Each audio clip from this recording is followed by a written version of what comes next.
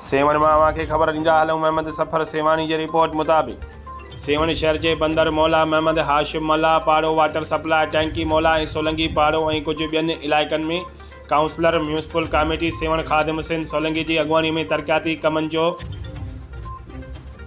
कमनि जो कम ज़ोर शोर सां जारी है ऐं सारी है।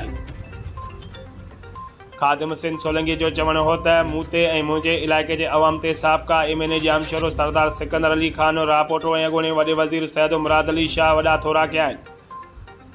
जो उहे मुंहिंजे इलाइक़े में तरक़ियाती कम कराए रहिया आहिनि। उन्हनि जे सहकार सां मुंहिंजी निगरानीअ हेठि बंदर मौला जो महमद हाशिम मल्ला पाड़ो सोलंगी पाड़ो ऐं ॿियनि मुख़्तलिफ़ पाड़नि में प्योर ब्लॉक ऐं नालियुनि जो कमु तेज़ीअ सां जारी आहे, जिते महमद हाशिम मल्ला पाड़ो ऐं सोलंगी पाड़े जे रहवासियुनि मौलाना खान मोहम्मद मल्ला, ग़ुलाम रसूल मल्ला, अली शेर पहलवान रिंद ऐं नज़ीर मल्ला वॾी ख़ुशीअ मंझां पंहिंजे ख़्यालनि जो इज़हार कंदे चयो त असां तमामु घणा ख़ुशि आहियूं जो असांजे पाड़े जे घिटियुनि में प्योर ब्लॉक जो रोड ठही रहियो आहे ऐं असांजे पाड़े जे घिटियुनि जूं पुराणियूं नालियूं ठही रहियूं आहिनि।